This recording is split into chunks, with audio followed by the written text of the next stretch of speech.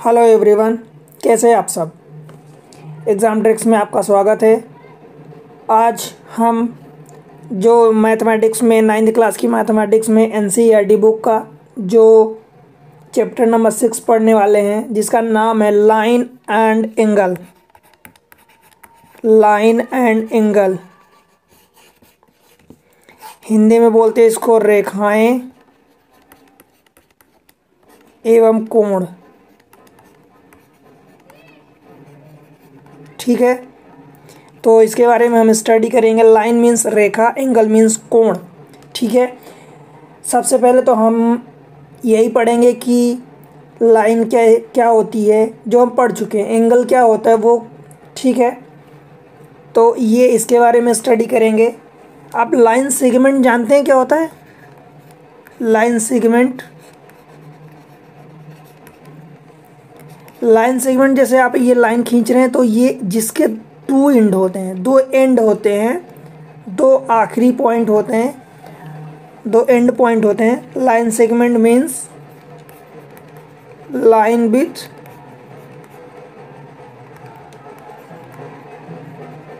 To and point. Actually आज गणेश जी का विसर्जन हो रहा है तो कुछ ज़्यादा शोर शराबा हो रहा है। तो लाइन सेगमेंट में जिसके दो एंड पॉइंट होते हैं। दूसरा एक चीज़ होता है रेज, जिसको किरणें बोलते हैं। किरण जो आती है, जैसे कि ये एक लाइन होती है, उस पर कोई एक रेज आती है, तो रेज में क्या होता है कि वो भी एक लाइन होती है, लाइन विथ, उसमें वन एंड पॉइंट होता है। आप कैसे समझेंगे कि वन एंड पॉइंट होता है? सपोज ये रेज है, तो सपोज ये लाइन है, लाइन पर एक रेज आ रही है, तो रेज आ रही मतलब उसका एंड पॉइंट एक ही है, दूसरा एंड पॉइंट तो इस लाइन पर गिर रहा है, तो वो एक काउंट नहीं होगा, राइट। तो उसको रेज बोलते हैं। इसके कुछ मेन पॉइंट्स होते हैं जिनके बारे में हम स्टडी करते हैं। पहला पॉइंट ये है कि लाइन होती intersecting, intersecting and non intersecting. Non intersecting,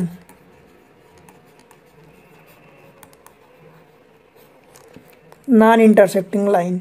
तो इंटरसेक्टिंग में आप ऐसा कह सकते हैं कि मान लो कि एक ये लाइन जा रही है, दूसरी ये लाइन जा रही है, तो ये कहीं एक पॉइंट पर कट कर रही हैं। That is why this two line are called intersecting line. ठीक है, अब आप ऐसे समझिए कि एक लाइन ये है, दूसरी कोई लाइन ये है।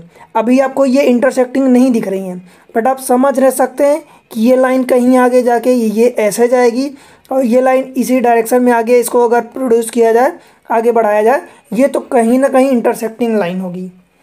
ठीक है, समझ रहे हैं आप? इंटरसेक्टिंग क्यों थी? क्योंकि यहाँ नहीं दिख रही थी। देखो इनके बीच डिस्टेंस जो है वो यहाँ कुछ और थी, यहाँ कुछ और थी, हो सकता है इसके पहले कुछ और होगी, मतलब बिगर होगी।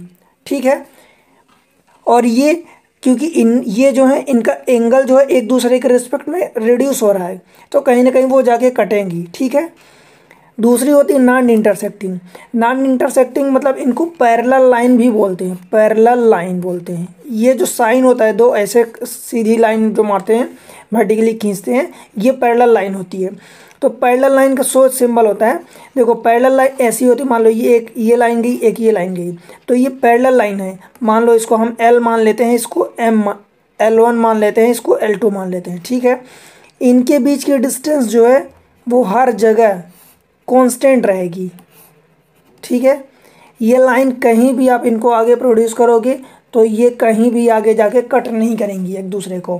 क्यों? क्योंकि इनके बीच की जो डिस्टेंस है वो हर जगह सेम है। क्लियर है? मतलब ये क्या होती हैं? ये नॉन इंटरसेक्टिंग होती हैं। नॉन इंटरसेक्टिंग, ये जो है इंटरसेक्टिंग है। समझ रहे हैं आप? ठीक है, कोई दिक्कत है? इन्हीं लाइन को पैरेलल लाइन भी बोलते हैं। ये दो लाइन मान लो कि L1 L2 हमने मान लिया। ठीक है, ये लाइन इंटरसेक्टिंग नॉन इंटरसेक्टिंग की बात हुई। फिर जो हम सेकेंड पॉइंट पढ़ते हैं इसमें, वो पढ़ते हैं एंगल। एंगल, एंगल मतलब कोण। कोण क्या होता है? एंगल एक्चुअली होता क्या है? Angle actually form, angle is a figure formed by two arms, two arms आप बोल सकते हैं, टू रेज बोल सकते हैं, अथवा टू लाइन बोल सकते हैं। ठीक है, आर्म्स बोल सकते हैं, रेज बोल सकते हैं, टू लाइन बोल सकते हैं। ठीक है, that share a common and point, that share a common and point. For example, आप मान लो कि ये एक लाइन है, तो इस पर ये कोई एक रेज आई, तो एक ये रेज आई, एक ये रेज गई। ठीक है, तो इन दोनों के बीच का एंगल कुछ ये बनेगा। इस लाइन और इसके देखो, यहाँ पर एक कॉमन एंड पॉइंट है। ठीक है, that share a common and point यहाँ पर, तो ये कुछ ना कुछ एंगल बनाएगी।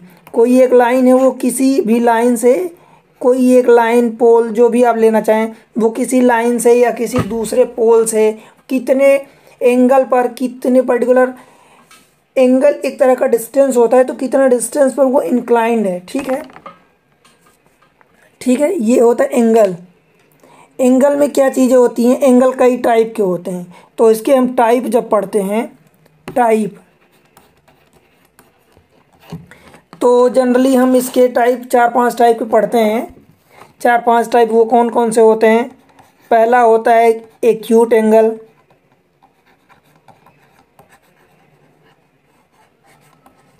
एक्यूट एंगल, एक्यूट एंगल कैसे होता है कि मान लो एक लाइन है, ये ऐसा हो गया। एक्यूट एंगल का एक्चुअली हिंदी में जो बोलते हैं न्यून कोण, न्यून कोण, मतलब यहाँ पर क्या, एंगल जो जिस एंगल की हम बात करते हैं वो एंगल लेस देन 90 डिग्री होता है। 90 डिग्री होता है न्यून, न्यून मतलब कम होता है, एक्यूट मतलब कम होता है, इसलिए 90 डिग्री। ये लाइन अगर सपोज है, यहाँ पर सपोज ये कोई लाइन ए बी है। ठीक है, यहाँ से कोई रेज आ रही है, सपोज लेट से पी क्यू, तो ये किस एंगल पर आ रही है, ये एंगल जो है लेस देन 90 है। आप देख भी सकते हैं, अगर ये पूरा एंगल यहाँ से ये वर्टिकल होता, ये ऐसा करके कुछ, तो ये पूरा 90 होता, परपेंडिकुलर, परपेंडिकुलर ये होता है। ठीक, ये 90 होता है, ये 90 होता है। बट यहाँ वो रेस जो है जिस एंगल पर आ रही है, वो रेस का एंगल जो है वो लेस देन 90 डिग्री होगा, तो उसको एक्यूट एंगल बोलते हैं, निम्न कोण। ठीक है, फिर इसी का दूसरा जो सब टाइप होता है उसको बोलते हैं राइट एंगल।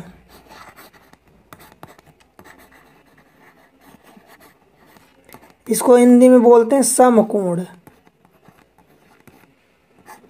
ठीक है, राइट एंगल कैसे होता है, जैसे अभी परपेंडिकुलर में आपको बताया, ये एक लाइन है, उस पर एक ऐसी लाइन आके गिर रही, ये लाइन सीधी होगी दरअसल। ठीक है,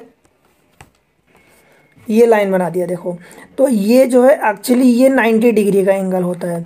तो ये क्या होता है, राइट एंगल। यहाँ कहने का मतलब कि जो हमारा एंगल होता है थीटा जो होता है वो एग्जैक्टली 90 डिग्री होता है। ठीक है, ये राइट एंगल ट्रेंगल होता है, जिसको राइट एंगल बोलते हैं। अब ट्रेंगल, अगर ये लाइन हम यहाँ से ही सपोज ये ऐसे करके कुछ ड्रा कर देंगे, तो ये राइट एंगल ट्रेंगल हो जाएगा। ठीक है, फिर तीसरा हमारा होता है ऑब्ट्यूस एंगल, ऑब्ट्यूस एंगल।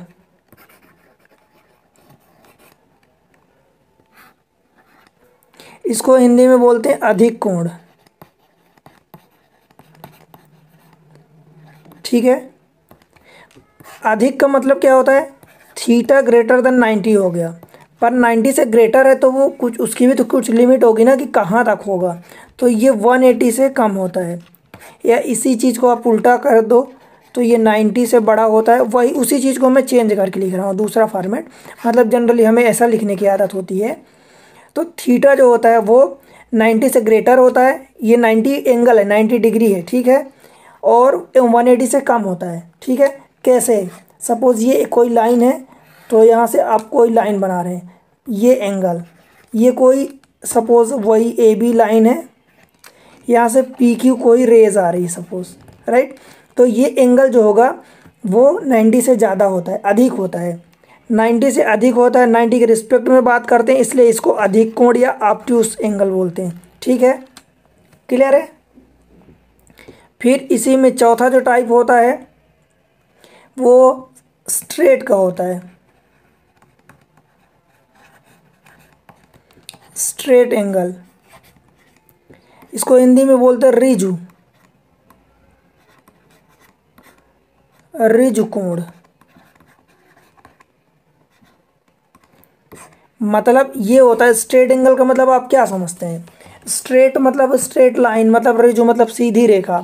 तो सीधी रेखा अगर ये है तो इसका ये पूरा एंगल कितना होता है? 180 होता है, सीधी सी बात है।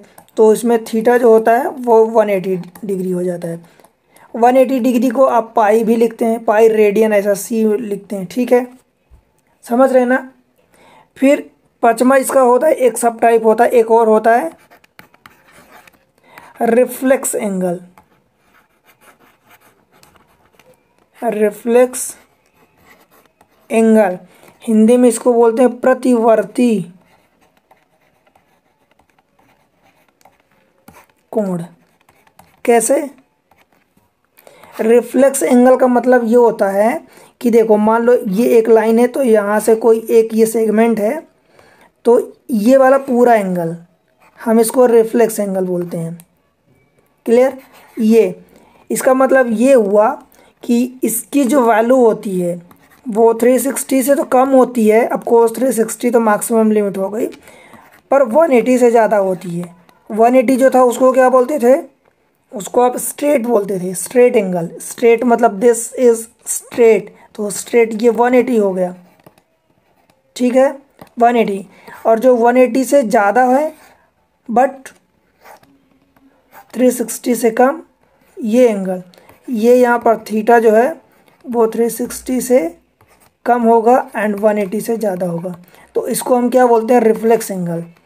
एक्चुअली आपसे जब क्वेश्चन में पूछेगा कि सपोज ये एंगल मान लो पी ओ, ये क्यू है, ये एंगल मान लो कि समथिंग आपको दिया 50 डिग्री, तो आपको पी ओ क्यू का रिफ्लेक्स एंगल निकालना है। तो आप क्या करेंगे? 360 माइनस आप रिफ्लेक्स एंगल जो निकालेंगे इसका पी ओ क्यू का, वो होगा 360 माइनस ये थीटा मतलब 50 डिग्री, ठीक है, मतलब 310 डिग्री। ये रिफ्लेक्स एंगल होता है। आपको ये एंगल दिया रहेगा छोटा वाला, आपको ये निकालना रहेगा। मतलब रिफ्लेक्स एंगल जो होता है वो 180 डिग्री से ज़्यादा होता है और 360 से कम होता है, याद रखना, भूलना नहीं है, ठीक है। फिर इसमें आगे बढ़ते हैं, तो आगे ये तो टाइप ऑफ एंगल हमने पढ़ा, एंगल में हमने टाइप ऑफ एंगल पढ़ा, एंगल के कुछ और भी तो तरीके होते होंगे। तो ए में हमने टाइप ऑफ एंगल पढ़ा। फिर इसी का जो दूसरा पार्ट है उसमें हम एंगल जो पढ़ेंगे वो कॉम्प्लीमेंट्री एंगल होता है।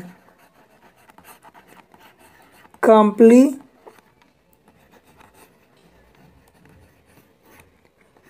एंगल, इसको हिंदी में बोलते हैं पूरक कोण। इसका मतलब ये होता है कि दो एंगल होते हैं, ऐसे दो एंगल जिनका एंगल का सम 90 डिग्री हो। फॉर एग्ज़ाम्पल मान लो ये एक लाइन है, यहाँ से एक परपेंडिकुलर ड्रा किया, एक ये हो गया, मान लो this is P O Q, ये आर, ठीक है।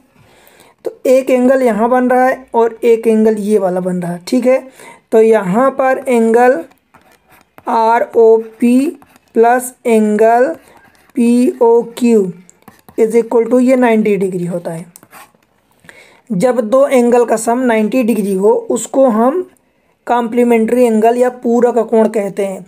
पूरक या कॉम्प्लीमेंट्री का मतलब कहते हैं ना कि एक के बिना दूसरा अधूरा है, तो वो उसका पूरक कहते हैं। मतलब अगर एक एंगल दिया है, दूसरा एंगल पूछता है, या ऐसे आपसे पूछे कि क्या ये कॉम्प्लीमेंट्री है, तो आपको बताना पड़ेगा कि हाँ, अगर उनका सम 90 है तो वो कॉम्प्लीमेंट्री है, अदरवाइज नहीं है, ठीक है। तो दो एंगल का सम जब 90 हो तो वो कॉम्प्लीमेंट्री होता है। फिर तीसरा होता है supplementary, supplementary angle. Supplementary angle क्या होता है? इसको हिंदी में समपूरक बोलते हैं, समपूरक कोण। इसका मतलब ये होता है कि दो एंगल का जब सम हो, मान लो ये एक लाइन है, यहाँ से कोई एक लाइन ड्रा करी हमने, this is P Q O, ये आर हो गया।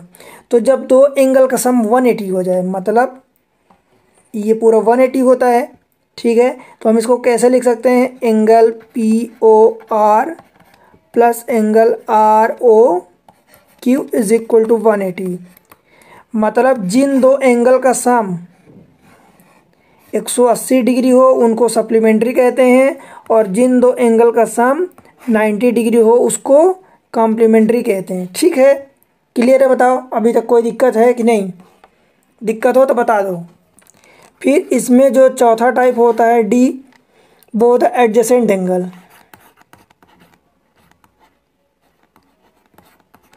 एडजेसेंट एंगल मतलब क्या कहते हैं इनको, हिंदी में कुछ अगल बगल वाले कहते हैं, मतलब हिंदी में एग्जैक्टली कुछ शब्द मुझे नहीं याद आ रहा, पर एडजेसेंट का मतलब जो बगल में होते हैं एक दूसरे के। कैसे? सपोज मान लो एक लाइन है, ये यहाँ से हमने ये ड्रा किया और यहाँ से ये मार दिया, this is A B C and this is something D. ठीक है, तो अगर ये एंगल मान लो कि ये 1 है, इसको मैं 2 दे दूँ, तो एंगल 1 एंड एंगल 2 ये एडजेसेंट है। एडजेसेंट का मतलब एक दूसरे के बगल में है। ठीक है, angle that have common vertex, मतलब आप डेफिनेशन लिखोगे तो angle that have common vertex, common arms अथवा नॉन कॉमन आर्म्स होगी different side of the common arms. ठीक है, तो ये एंगल 1 एंड एंगल 2 ये क्या होंगे, एडजेसेंट एंगल होंगे। समझ आ रहा है ना? ठीक है, फिर होता है तीसरी चीज़ हम पढ़ेंगे। अभी दो चीज़ें हम पढ़ लिए, एक तो क्या क्या पढ़ा हमने अभी तक, रिवाइज करो, थोड़ा सा दिमाग में लाओ, उसको रिकॉल करो। इंटरसेक्टिंग नॉन इंटरसेक्टिंग पहला पॉइंट पढ़ा, फिर दूसरे वाले में हम एंगल पढ़े, एंगल के कुछ फिगर जो भी होता है, एंगल 4 टाइप के होते हैं। पहला हमने टाइप पढ़ा एंगल का, दूसरा हमने कॉम्प्लीमेंट्री एंगल देखा, तीसरा हमने उसका पार्ट देखा सप्लीमेंट्री एंगल, चौथा हमने देखा एडजेसेंट एंगल। क्लियर है यहाँ तक? बताओ कोई दिक्कत है अभी तक तो बता दो। फिर हम पढ़ते हैं इसका जो तीसरा टाइप है, वो हम पढ़ते हैं pair of angle.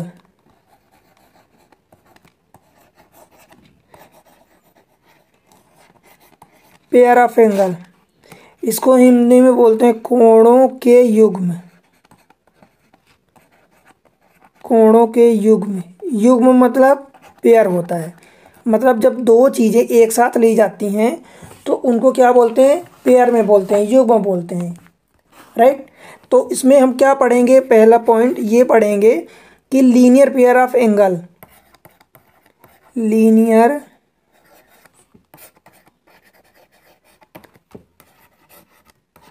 Pair of angle. ठीक है, इफ रे स्टैंड ऑन अ लाइन, अगर रे एक लाइन पर स्टैंड करती है, then sum of the two adjacent angle so form is 180 and vice versa. Linear का मतलब आप क्या समझते हैं, एक लाइन है, अगर मान लो यहाँ पर कोई एक रेस पड़ रही है, तो इसका ये एंगल और ये वाला एंगल, मतलब ये इतना एंगल और ये एंगल, ये दोनों 180 होगा। ठीक है, अगर कोई रेस किसी लाइन पर पड़ती है तो sum of the two adjacent angle, adjacent का मतलब कि अगल बगल, सपोज ये एंगल 1 है, ये एंगल 2 है, 1 नंबर 2 नंबर, तो एंगल 1 प्लस एंगल 2 कितना होगा, 180 होगा। और 180 डिग्री को आप क्या जानते हैं, ये लीनियर बोलते हैं। ठीक है, linear pair of the angle, समझ रहे हैं? इसका उल्टा भी होता है कि अगर मान लो कभी जैसा बोल दे कि दो एंगल आपस में है, उनका एंगल सम क्या है, 180 है, तो आप कहेंगे कि ये लीनियर पेयर ऑफ एंगल है। ठीक है, मतलब आप यहाँ क्या कह सकते हैं, सपोज ये ए बी सी और डी अगर ऐसा है, तो आप यहाँ पर ये बोल सकते हैं कि angle A B D plus angle D B C is equal to 180 degree. ठीक है, 180 डिग्री। ये अगर ऐसा है, या यूं कहूँ कि ये एंगल, तो ये अगर 180 होता है तो उसको लीनियर पेयर ऑफ एंगल बोलते हैं। समझ रहे हैं? कोई दिक्कत है बताओ? कहीं भी दिक्कत है तो कमेंट्स करके बताओ, ठीक है। बिल्कुल आपको डरना नहीं है, सब कुछ पढ़ना है, एक एक चीज़ सीखना है।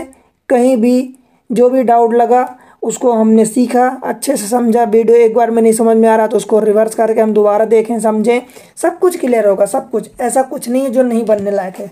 बहुत आसान चैप्टर है, ठीक है, बहुत आसान। फिर इसी का दूसरा पार्ट होता है vertically opposite angle. Vertically opposite angle, इनको हिंदी में बोलते हैं शीर्षाभिमुख, शीर्षाभिमुख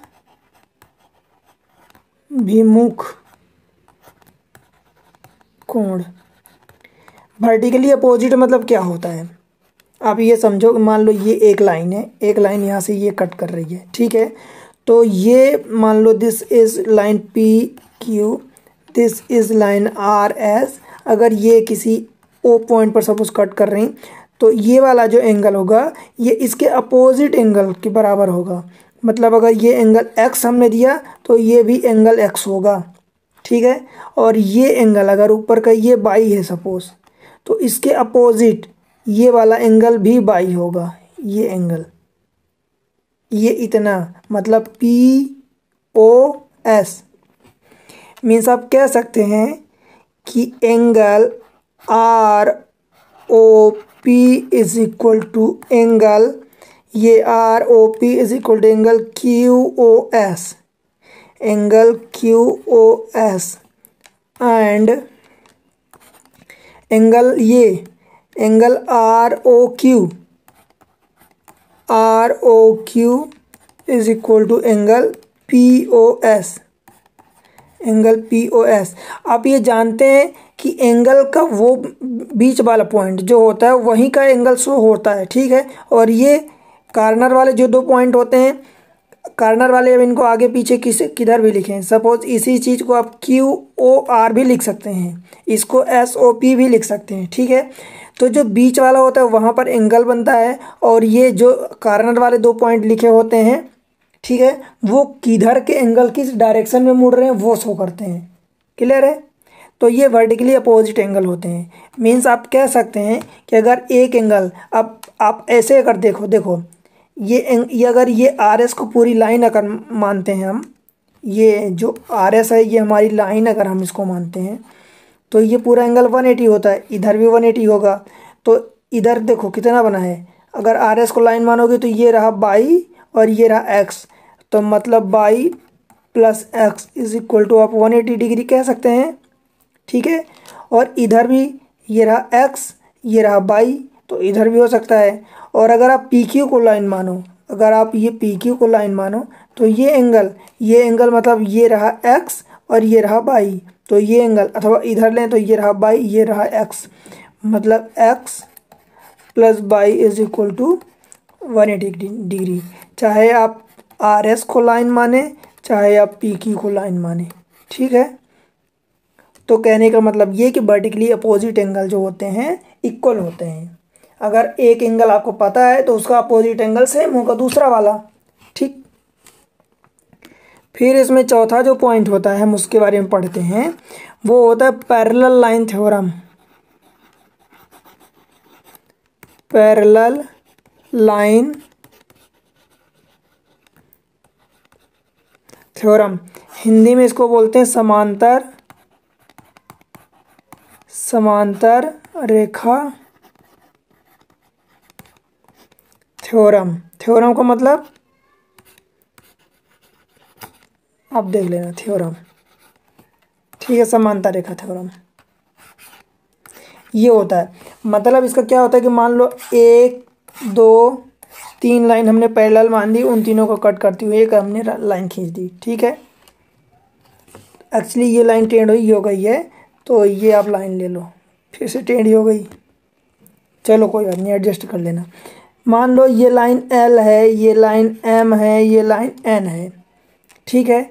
यहाँ पर एंगल क्या बन रहा है, पी बन रहा है, यहाँ एंगल क्यू बन रहा है, और यहाँ एंगल आर बन रहा है, ठीक। कहने का मतलब ये है कि line that are parallel to a given line, मतलब मान लो कि हमने मान लिया कि एल जो है ये पैरेलल है एम के, लाइन एल जो है पैरेलल है एम के एंड एम पैरेलल है लाइन एन के। तो इसका मतलब ये हम कह सकते हैं एल ये लाइन पैरेलल है इसके और ये लाइन इसके पैरेलल है, मीन्स हम कह सकते हैं कि एल जो है वो एन के पैरेलल है। ठीक है, आप इसके लिए लिख सकते हैं कि line that are parallel to a given line are parallel to each other, line that are parallel to a given line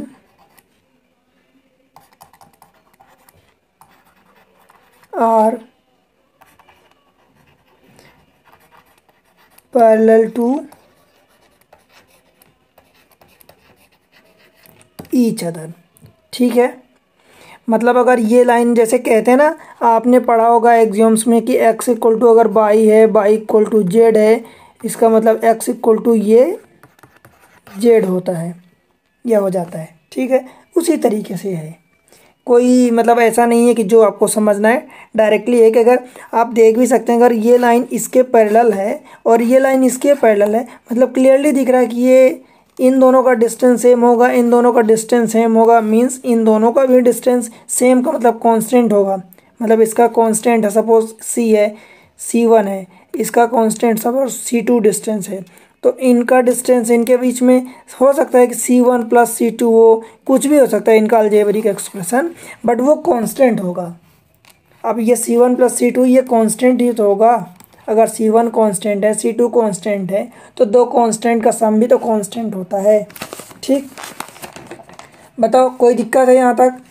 ठीक है, तो इस तरीके से ये वाला पार्ट जो रहा, इसमें हमने इंट्रोडक्शन का पार्ट मतलब पूरा कॉन्सेप्चुअल पार्ट दिया, पूरा कॉन्सेप्ट हमने समझाया, आपने समझा। अगर एक बार में आपको समझ नहीं आ रहा तो दोबारा देखो, समझ में आएगा, डेफिनेटली समझ में आएगा।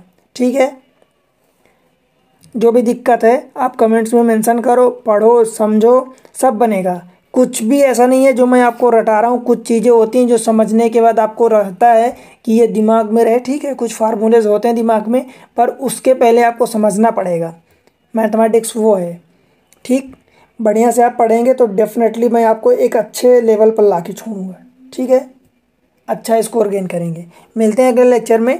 वीडियो आपको अच्छे लग रहे हैं तो लाइक करें, सब्सक्राइब करें और शेयर करना ना भूलें। ठीक है, अगले लेक्चर में एक्सरसाइज लेके उपस्थित होता हूँ।